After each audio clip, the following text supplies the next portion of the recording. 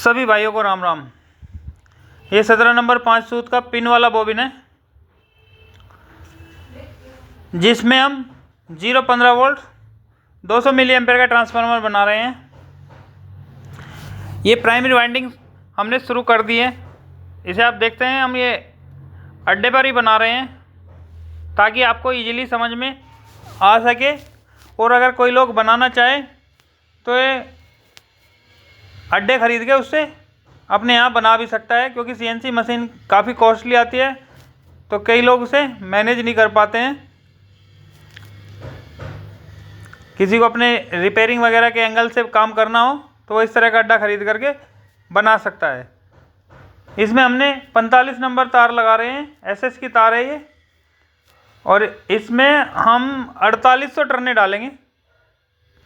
45 number से 4800 टर्ने डालेंगे। ये 0-15 वोल्ट 200 मिली एम्पेयर के लिए ट्रांसफार्मर बनाया जा रहा है।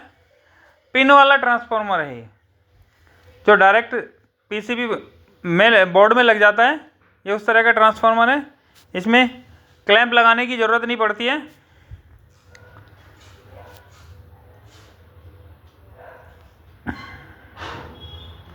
ये प्राइमरी वाइंडिंग इसमें प्राइमरी वाइंडिंग हो चुकी है। ये देखिएगा 4800 टर्ने हमने इसमें डाल दिए 45 नंबर से। SS की तार है। अब इसके ऊपर हम ये पेपर लगा रहे हैं।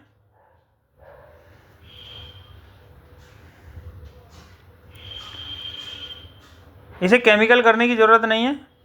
अब ये मैंने इसमें PVC जो वायर है उसी को कनेक्ट कर दिया है पिन पर। अब मैं इसका कनेक्शन कर रहा हूँ।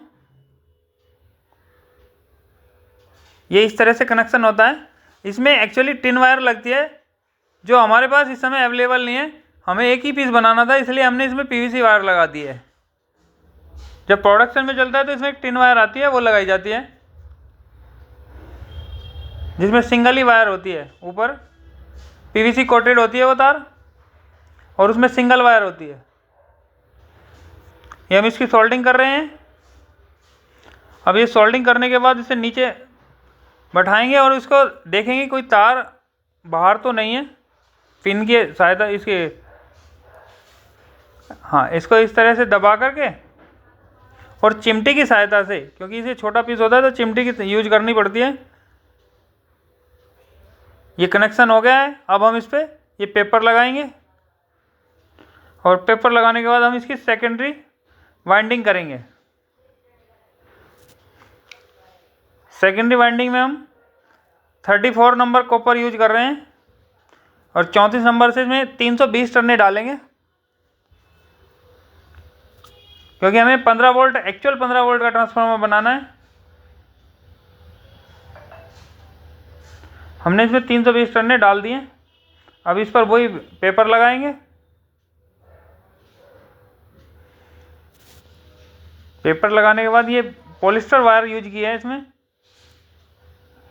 तो इसमें केमिकल करना पड़ेगा। ये इसमें हम केमिकल कर रहे हैं। केमिकल साफ कर लिया। केमिकल को थोड़ी देर रखना होता है। सर्दियों के समय में केमिकल साफ करने में थोड़ा टाइम लेता है, या कई बार उसे हीट भी करना पड़ता है। अब ये कनेक्शन करके दिखा रहे हैं हम आपको। इसके आउटर साइड में, हम दोनों पिनों की आउटर साइड में ये कनेक्शन हो रहा है।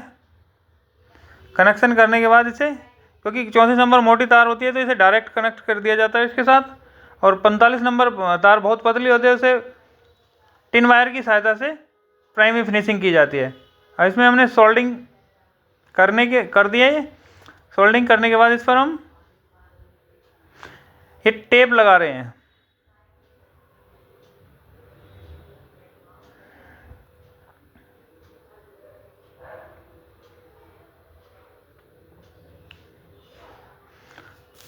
अब हम इस पे आपको कोर भर के दिखाएंगे।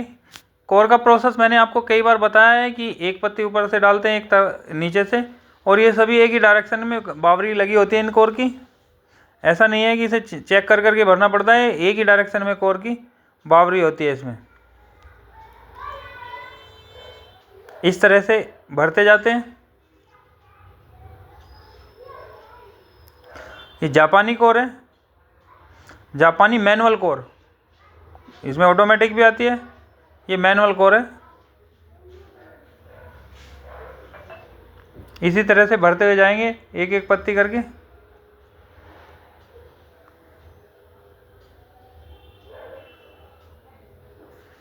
अब ये साइडों से टाइट हो गई है, अब इसे एक पत्ती से हम टाइट कर देंगे पीस को। ये टाइट हो गया है, ई हमने इसमें भर दिया। अब हम इसमें आई भर के दिखा रहे हैं। ये एक एक पत्ती इसकी बावरी की डायरेक्शन देखते हुए एक एक पत्ती आई की इसमें भरते चले जाते हैं।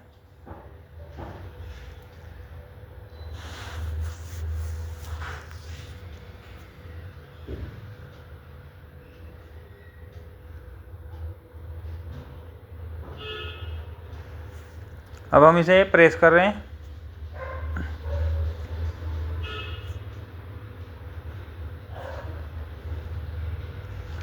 हमारी कोशिश रहती है कि वीडियो को बिल्कुल सिंपल तरीके से बनाएं ताकि आप लोगों को इजीली समझ में आ सके। ये बन गया है पीस। अब हम इसकी टेस्टिंग कर रहे हैं। प्राइमरी लाल तार की तरफ इसकी प्राइमरी है और येलो तार की तरफ इसकी सेकेंडरी है। ये हमें गोवा से एक ट्रांसफार्मर मिला था, उसको हम बना रहे हैं। ये इसकी इनपुट 220 वोल्ट है, 230 वोल्ट है। एनएलसी इसकी 7.8 मिली एम्पेयर और वोल्टेज इसकी 15 वोल्ट है।